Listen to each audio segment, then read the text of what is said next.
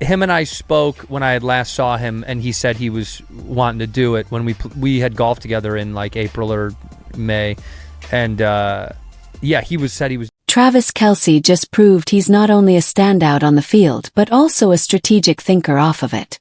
Behind the scenes, he's been carefully planning a major life move for months. From casual chats on the golf course to trusted conversations with close friends, every step has been part of a carefully laid out plan.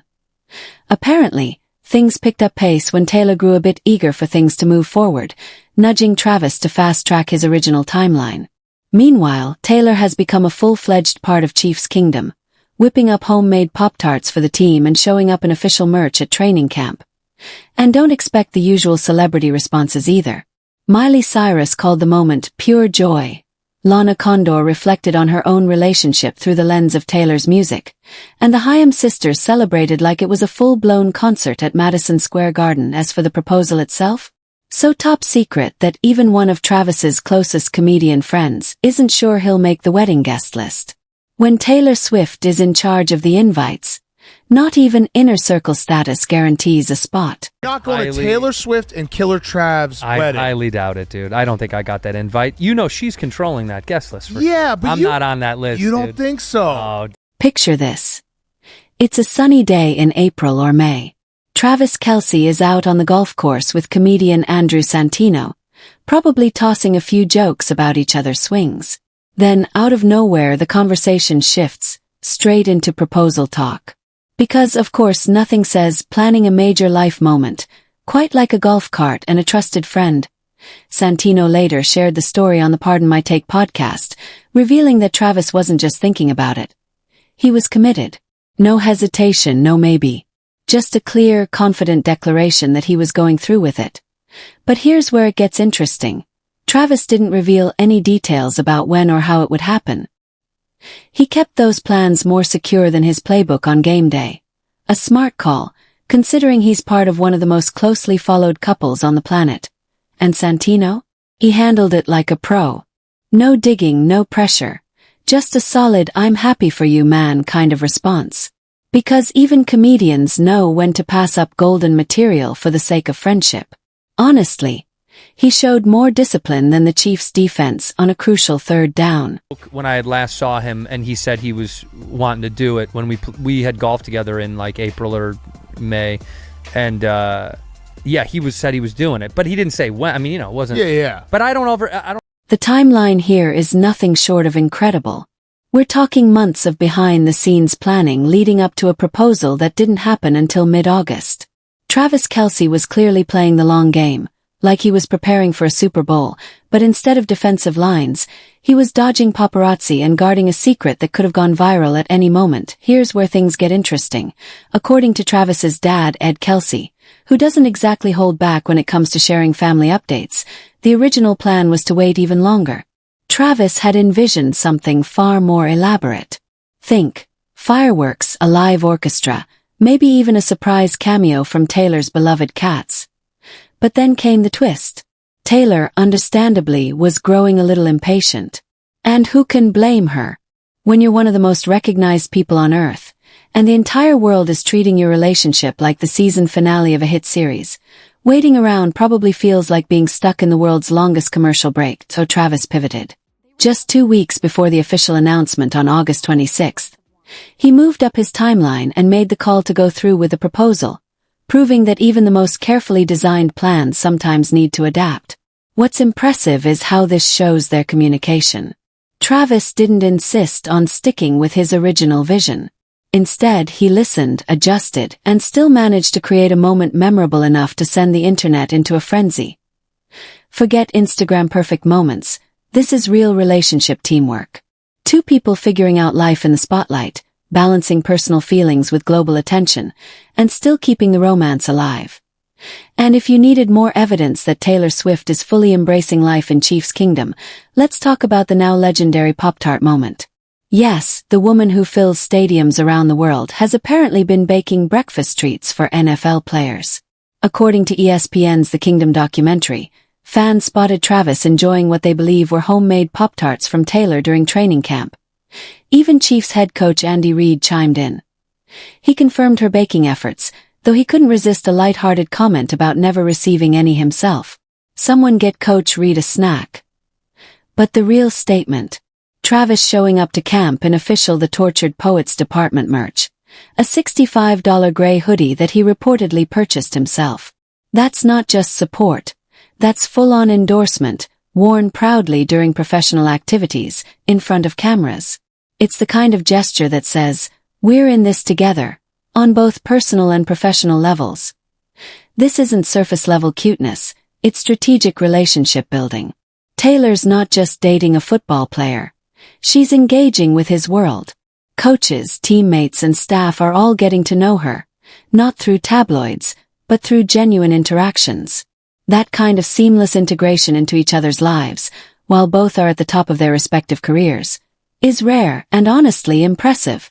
She could easily stay in her own orbit, but instead she's showing up with thoughtful gestures and real support. And that kind of presence doesn't go unnoticed in a team environment. It earns respect. Celebrity reactions. Also next level. When Miley Cyrus calls your relationship pure joy to witness, it hits different. Miley, who's seen her own share of highly public relationships, knows what authenticity looks like under pressure. Her comments weren't just PR fluff. They came from someone who knows what's real and what's performative. Then there's Lana Condor, who shared her own love story and credited Taylor's music as a reference point. She met her now husband, Anthony De La Torre, a decade ago at an Emmys party. It felt like something straight out of a Taylor Swift song, love at first sight with a dash of fate. That's the cultural power of Taylor's storytelling.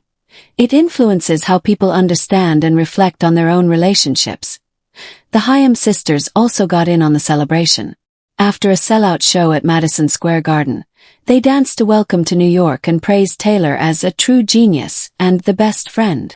Considering Taylor's intense schedule, those bonds reflect something far deeper than just surface-level industry friendships. Their collaborations go beyond hanging out, like performing No Body, No Crime during the Eras tour, which the Haim sisters described as one of their most thrilling experiences. That ongoing partnership shows Taylor's dedication to supporting other female artists while creating unforgettable shared moments. Asterisk, and then there's Andrew Santino. Asterisk, the same comedian Travis confided in months ago on a golf course about his proposal plans. Now, he's admitting he's not holding his breath for a wedding invite. His reasoning. Taylor is apparently curating the guest list herself, and even close friends are aware that this event will be as secure as a championship locker room. Santino's honesty is actually refreshing. He gets it. A Taylor Swift wedding is going to be small, ultra-private, and probably packed with A-listers. So even if you're in the groom's circle, there's a real chance you'll be watching from afar like the rest of us. Going to Taylor Swift and Killer Trav's wedding. I highly doubt it, dude. I don't think I got that invite. You know she's controlling that guest list. For yeah, sure. but I'm not on that list. You don't dude. think so? Oh, dude, I'm not you on and that Killer list. Trav? Trav's my boy. I love him to death. I highly doubt. Look, I will say this. I played golf with my old man 2 days ago, and we FaceTimed him and to say congrats. He's holding out hope for a bachelor party invite instead, which, let's be honest, is probably more realistic. After all, bachelor parties don't usually require near Secret Service levels of security like a Swift wedding likely would. Look, maybe I'll catch a bachelor party. Let's be real. Santino's backup plan is a lot more plausible. He's now hoping for a bachelor party invite, which seems far more achievable. After all, bachelor parties typically don't require the kind of near Secret Service security that a Taylor Swift wedding likely would. And honestly, comedians are kind of a staple at bachelor parties. At weddings, especially high-profile ones, they're more of a luxury. The fact that Santino is being this candid about his odds, it actually says a lot about the maturity and grounded nature of this whole relationship. Even Travis's close friends get it. Some events are just too big, too personal, or too tightly managed to guarantee a spot. It's not about being excluded. It's about understanding the scale. That's what makes this engagement so fascinating. It's not just changing Travis and Taylor's lives. It's changing how everyone talks about love and relationships. When Lana Condor can describe meeting her husband as feeling like a Taylor Swift song, And everyone instantly knows what that means. You've moved beyond music. You've become part of the cultural language. Taylor's lyrics have evolved into a kind of shorthand people use to understand their own love stories. So this engagement is more than celebrity news. It's validation. For anyone who's ever felt their relationship was worthy of its own soundtrack, fans are personally invested in this relationship because they've been following Taylor's romantic evolution through her music for over a decade. And now, sports and music fans are unexpectedly meeting in the middle. NFL diehards suddenly know Taylor's discography, and Swifties are figuring out the difference between a touchdown and a two-point conversion. What Travis and Taylor have created, intentionally or not, is a cultural crossover nobody saw coming. And it works. Whether it's Taylor announcing her next album, The Life of a Showgirl, on Travis's New Heights podcast, or Travis proudly wearing her merch during training camp, these moments feel less like cross-promotion and more like genuine partnership. This isn't just two celebrities boosting each other's brands. It's a seamless blending of two massive audiences who are starting to realize they actually have more in common than they thought.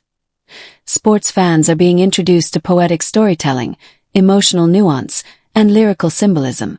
Meanwhile, music fans are gaining insight into strategy, discipline, and the high-stakes pressure of professional sports. It's not forced. It's mutual respect and mutual curiosity.